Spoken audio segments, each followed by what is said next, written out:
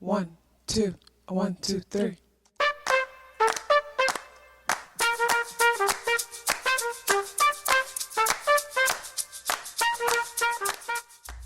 Self-awareness is a superpower. My name is KathyLaDonna. Welcome to Soul and Vibration.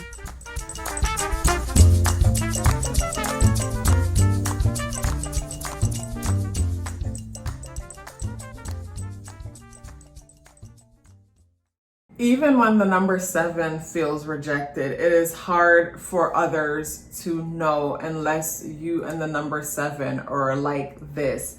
Because the number 7 energy is a very introverted, introspective energy anyways. That tends to be a bit of a loner. So, if you have gotten the opportunity to get close enough to the number 7, enough for them to feel rejected, basically, you might not even know that the number 7 felt rejected by what you did, because it's almost like the hermit crab who will crawl into its shell, where the number 7 will crawl into itself and keep itself busy by researching, maybe going to YouTube and researching their astrological placements or their numbers to understand better themselves and why they feel the way they do about what happened, to understand things on a deeper level. So when the number 7 is rejected, or feels rejected, they're going to want to pick it apart. They're going to want to understand it. They're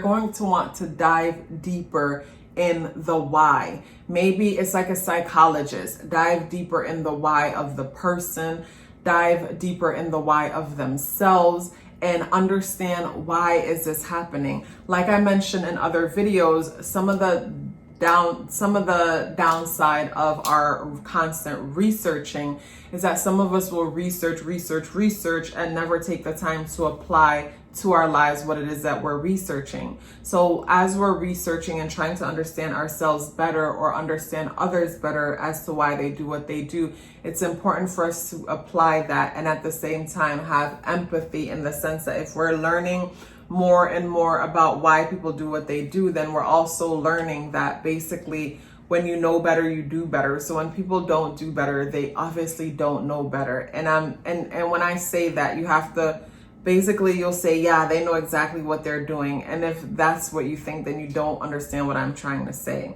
So, what I do mean is that basically deep down to the core, when we don't do better, we truly don't know better. So when it comes to rejection, like a lot of people tend to feel rejected by the number 7, because the number 7 energy is a kind of energy that doesn't have time for surface level conversations or surface thinking. Or if you want to talk about basically the latest fashion trends that just came out, and what this celebrity is doing and what that celebrity is doing, it's like if you come at the number 7 and try to communicate with them that way, you will feel rejected, because you can literally feel the number 7 energy shutting down. It is almost like the number 7 will feel like they're losing brain cells to engage in a conversation like that. So often the number 7 will cause a lot of people to feel rejected, because basically the number 7 is such a deep number. And like I've mentioned in other videos, it is important for us to challenge ourselves and learn to be better small talkers, and challenge yourself in a sense that basically from every small talk interaction, you challenge yourself to walk away and see how much you've learned from that person just by their small talk. Like switch it up for yourself and make it fun, because you can learn a lot from someone when it comes to small talk. And a person can get deep when it comes to certain things. Or not even that. What was coming to mind is, I remember I used to work with this girl, and she used to say to me, you're so sneaky. And I would say to her, I'm not sneaky, I'm just private. You're just nosy. Because to me, sneaky is me doing something behind your back that has something to do with you, where I'm not doing anything behind your back. I'm just not telling you my business because it has nothing to do with you. You know what I mean? So the number 7 operates like that, where the number 7 is very private. But if you are someone who is who basically comes with some depth and some substance. And also, of course, you have to be a good person or whatever, you know. The number 7 will open up and share, but at the same time, that's from the number 7 probing and observing you anyways. So when the number 7 is rejected by others, I don't feel like that happens too often, because the number 7 tends to be detached anyways, because they're so used to most people not being able to ride that mental wave. When the number 7 is rejected, I feel like a lot of the times other people will reject number 7 because they feel rejected by them. What I mean by that is sometimes from a distance we could get a good grasp of a person, and because we could get a good grasp of that person, we'll reject them before they reject us. It's like, say someone that might have, like, say, poverty mentality, you know, and because they have poverty mentality in the sense that they feel like, you know, life isn't enough, there isn't enough, there's not enough money, there's not enough this, there's not enough that. And maybe they were also taught that people who have money, or people who seem to have money, they're stuck up, they're no good, they're evil. So this person, say, might walk into somewhere where they're in the presence of others who appear to have money.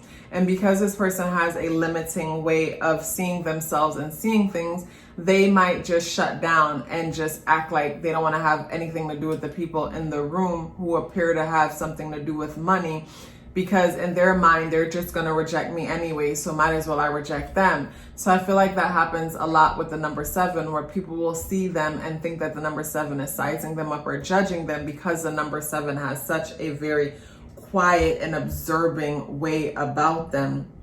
You know, so the other person will reject them out of insecurity, fearing that, you know, they're going to reject them anyways, or maybe they don't match up to the standards of the number 7.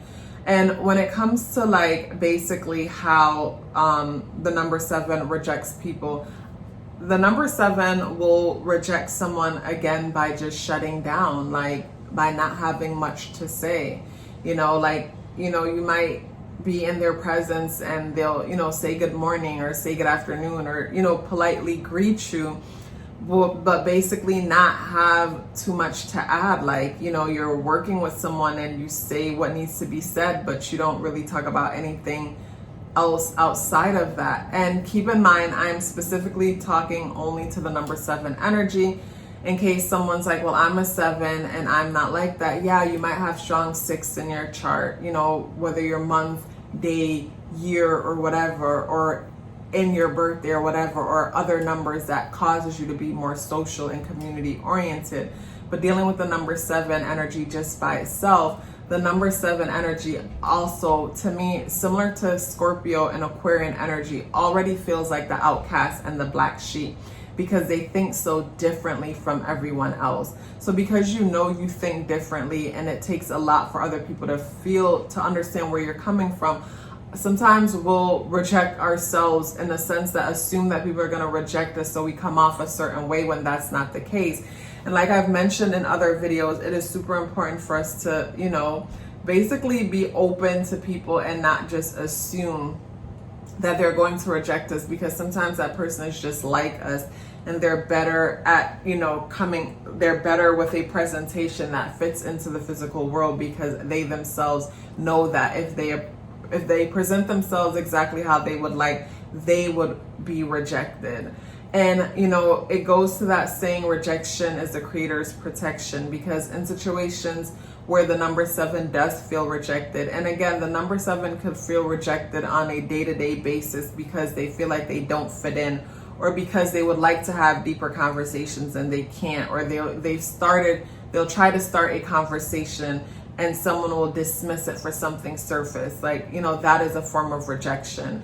And when it comes to us being rejected, it's like rejection is the creator's protection. And a lot of the times we need to be rejected from certain relationships and situations in order for us to see things clearly, in order for us to be guided in the right direction for what it is that we really deserve, whether it's a relationship, career, or whatnot. you know, because sometimes we can get so comfortable in relationships and situations where we need to be rejected in order for us to move on to what's really best for us. And also with the number 7 being such a deep diver, it's like from rejection comes pain, and pain is a bookmark that holds the space for our transformation. And because this number is such a transformational number, it is the rejection that gives you more substance, in the sense that from everything you go through, you dive deeper and you want to know more about yourself, because you want to have more control over yourself and your circumstances. So that adds more depth to you. And at the same time, it helps you to be a better guide for others, because it helps you to relate to others from a place of personal experience, which gives you more empathy for people and the different things that they go through. And when it comes to, you know, our rejection, I feel like the rejection that we feel, that we keep feeling, is reoccurring from childhood, from the very first time we were rejected from our caregivers, whoever raised us and whatnot. And a good way to release that is through journaling. A good way to release that is by not judging, by not adding to or taking away, just writing it down on paper. Write down the experience that you first had. Ask yourself, what is this trying to teach me? And the meaning, in the moment when you feel rejected, ask yourself, what is this trying to teach me? And if you could think back to the first time you experienced it, like I mentioned, and just release it by writing it out on paper, and then being a witness without judgment.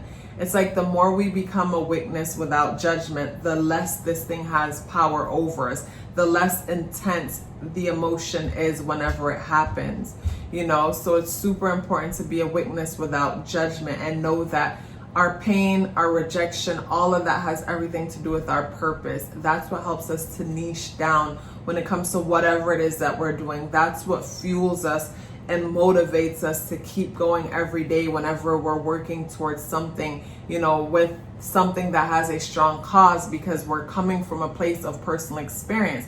So if we can stop someone else from having that experience, or make someone else's life better because we know exactly how it feels to go through that, like, basically that's powerful. Number 7, if you are still here with me, I am so happy to hear that. Please let me know by dropping me a purple heart in the comment box below. I look forward to hearing from you. Love yourself as if your life depended on it, because it does. Take care of yourself, and I look forward to seeing you in the next video.